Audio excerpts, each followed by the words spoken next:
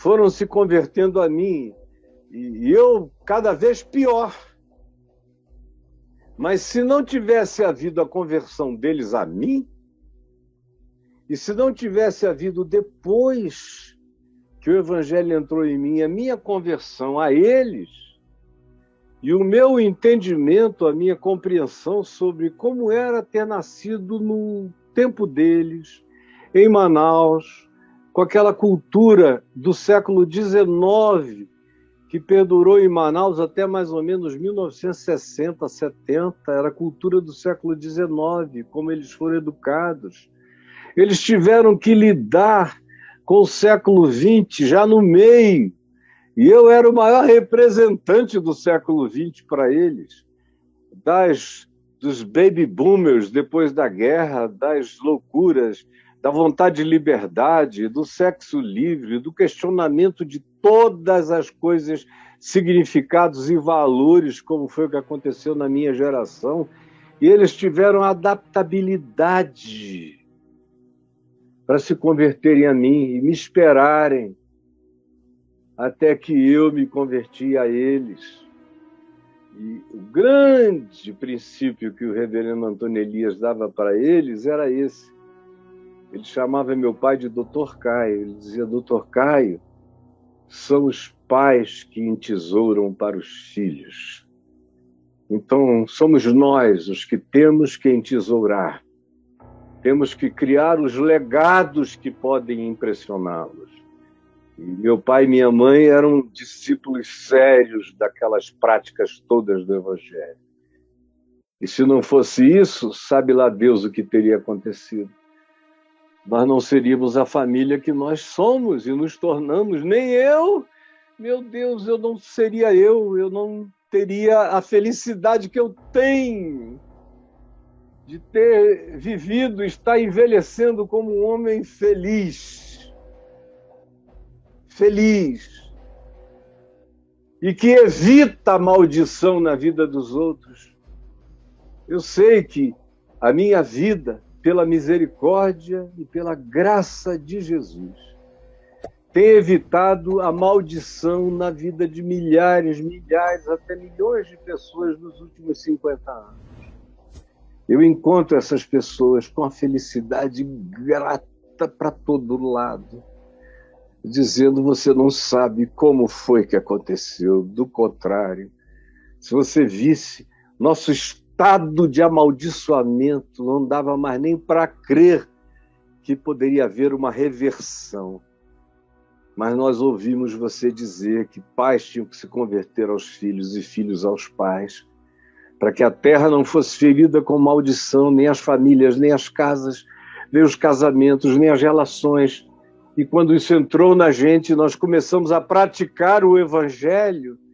Não houve nada instantâneo, mas devagar foi tudo mudando, até que um dia a gente abriu os olhos e as coisas já eram outras, já eram diferentes. Aí você lê isso aqui e você vê em Lucas 1,17, num texto que repete exatamente Malaquias 4, 5 e 6, e com as palavras aplicadas a Jesus, você entendeu? Aplicadas a Jesus. Está aqui, leia comigo, Lucas, capítulo 1, versos 16 e 17. Está falando desse que seria enviado, que no caso é o filho de Zacarias e Isabel, que foi João Batista, primo de Jesus. Se está falando de João. E como os pais dele ficariam cheios de alegria, de prazer, de regozijo com o seu nascimento. Aí começa a se dizer que ele seria cheio do Espírito Santo desde o ventre materno. E aí vem essa descrição fundamental. Ele converterá muitos dos filhos de Israel, não são todos, mas ele converterá muitos dos filhos de Israel. Coisa bonita. Ele converterá muitos voto dos filhos de Israel ao Senhor seu Deus. A mensagem dele vai converter uma quantidade enorme de gente que até pensava que era de Deus, mas não era. Eles eram só de Israel, tomando Israel como um paradigma para a gente dizer, eles eram só da religião, ou eles eram só da igreja, mas eles não eram convertidos ao Evangelho. Não eram convertidos à Boa Nova. Não eram convertidos ao espírito do perdão, do amor, pelos iguais, pelos diferentes e pelos antagônicos. Ele converterá a muitos dos filhos de Israel. E porque isso acontecerá, é que o mal será impedido, como diz o verso 17. Ele irá adiante do Messias, adiante de Jesus, no espírito e no mesmo poder de Elias, enfrentando o povo, enfrentando as autoridades, reunindo as pessoas, não no Monte Carmelo, mas no deserto, batizando não com fogo que queimou os profetas de Baal, mas batizando com água para arrependimento. Sim, ele converterá muitos e irá diante do Senhor, irá diante do Messias, que virá, que já chegou, no espírito e no poder de Elias, a fim de converter o coração dos pais, converter o meu coração, coração do Caio, ao Ciro, converteu o coração do Caio ao Davi, converteu o coração do Caio ao Lucas, converteu o coração do Caio a Juliana, converteu o coração do Caio ao William, converteu o coração do Caio à Bruna, converteu o coração do Caio ao Daniel. E se eles tiverem bom senso, eles também se converterão a mim. Mas se eles não se converterem a mim, eu me converto a eles, eu e minha mulher. Isso é irreversível. Mas a grande misericórdia de Deus é que eles todos também se converteram a mim, se converteram à mãe deles, às duas mães deles. Os meus primeiros 4 filhos se converteram também à sua mãe. E os 3 filhos da minha mulher se converteram também a ela e também a mim. Todos se converteram aos seus pais. É por isso que a nossa casa, que tinha tudo para ser uma casa marcada, ferida pela maldição, desde os dias dos meus pais, nos dias dele, a intervenção do Espírito do Evangelho quebrou a maldição. Depois, em relação a mim, a atitude deles para comigo quebrou a maldição na minha vida. E quebrando na minha, quebrou no da minha geração.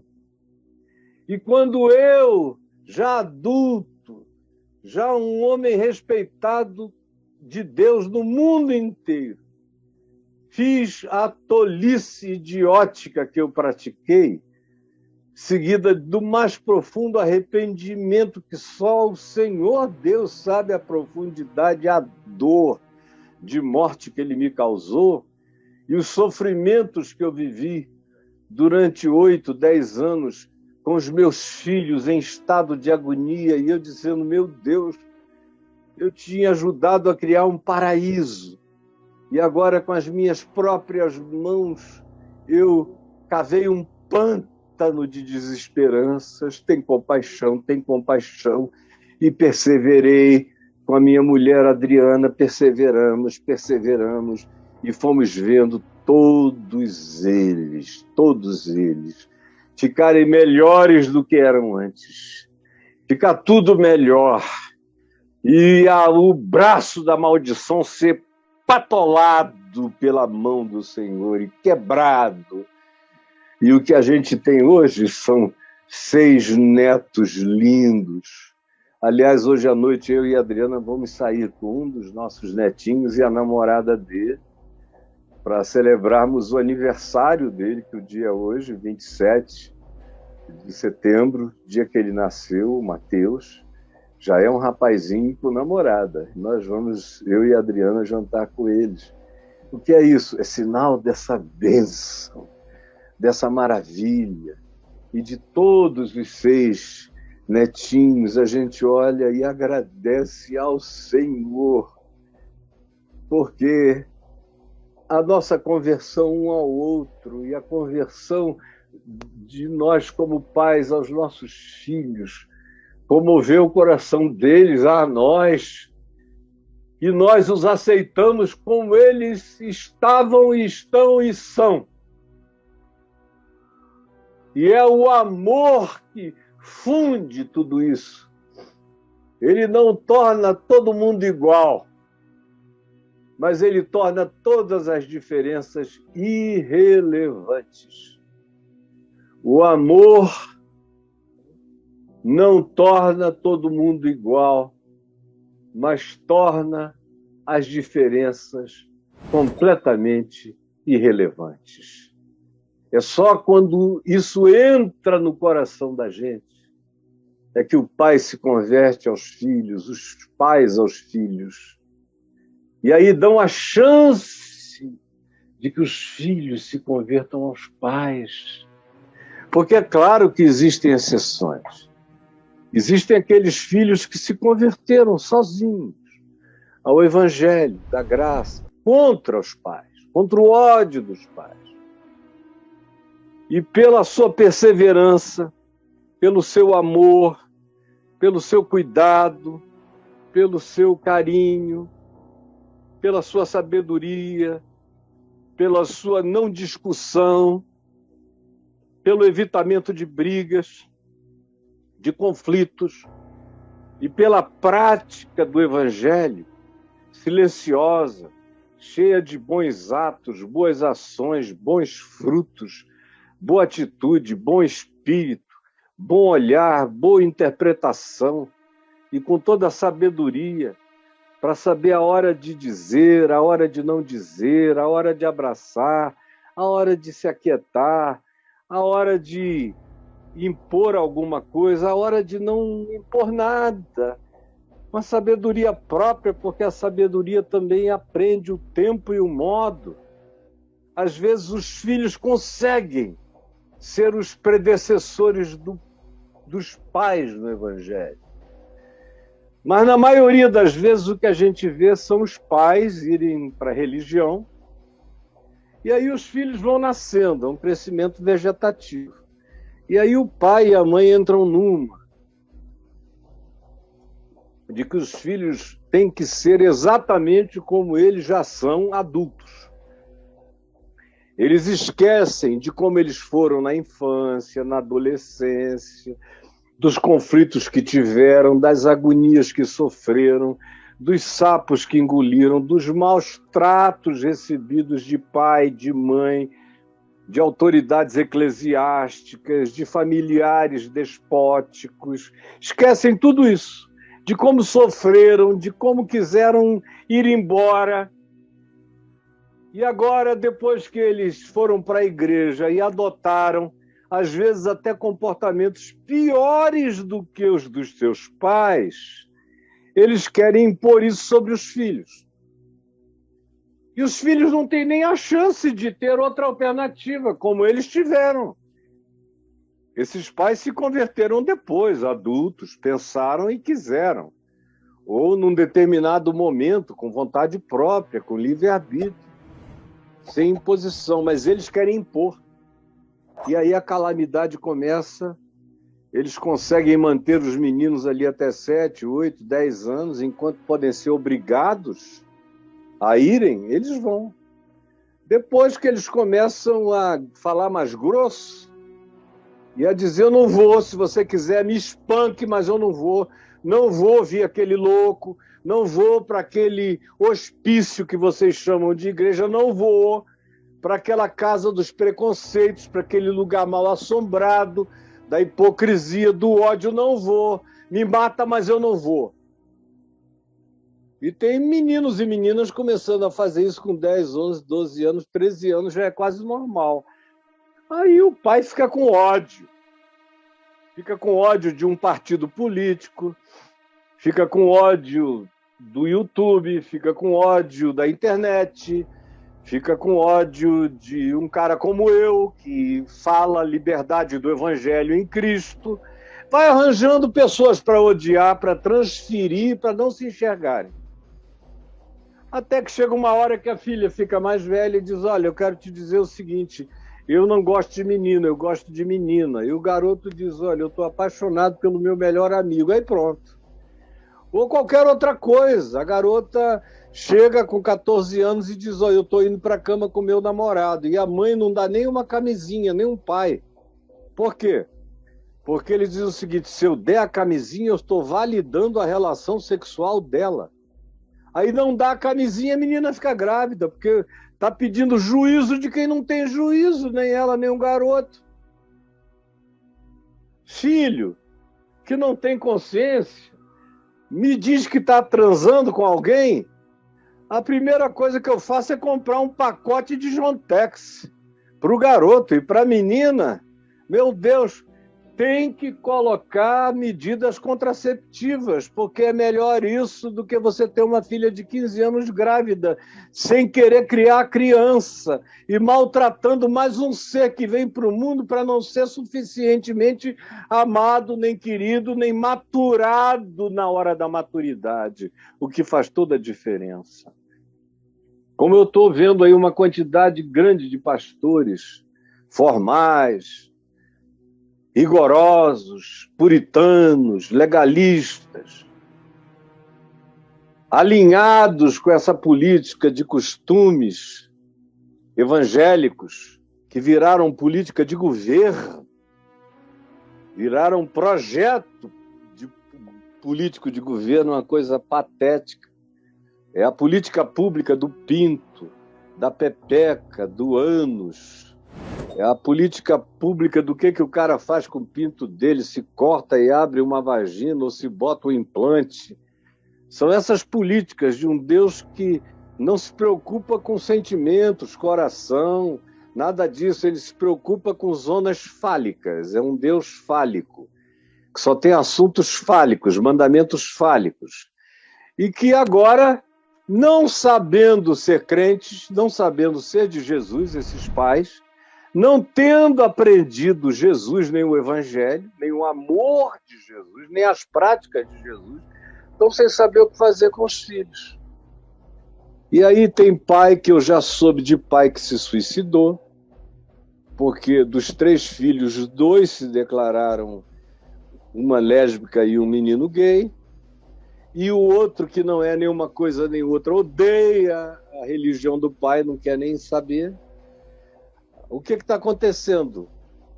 Não só nessas áreas, mas tem pais que estão deixando as lideranças nas suas comunidades e igrejas, porque pessoas já começaram a descobrir que os filhos deles fizeram e expressam a sua sexualidade, ou a sua natureza, ou o seu gênero de maneira completamente diferente. E o cara não sabe aonde se enfia, porque já disciplinou tanto filho de crente, já mandou embora, já botou na rua. Como tem aqueles também que mandam para o exterior, mandam morar nos Estados Unidos, na Europa, em algum lugar bem liberal, bem distante. E tem muita gente, como também tem os filhos que se sentem totalmente rejeitados, aí se viciam em crack, em drogas pesadas, no mínimo as drogas. É o melhor cenário. E tem aqueles que se suicidam, filhos de pastores e de crentes para todo lado. Aí tem casamentos que, por causa do modo como o pai tratou os filhos e a mulher não concordava, se separam, se odeiam, a desgraça se instaura, tudo isso em nome de Jesus, aleluia, oh glória, laliandores, cântores, e vão destruindo tudo. E se tem uma terra que anda ferida de maldição, preste atenção nisso, é essa terra das igrejas. A maldição pegou feio nas igrejas. Feio, feio, feio. E o pessoal não sabe nem por onde pegar no caixão. É um caixão sem alça. E eles não têm nem força para carregar, porque defunto pesa.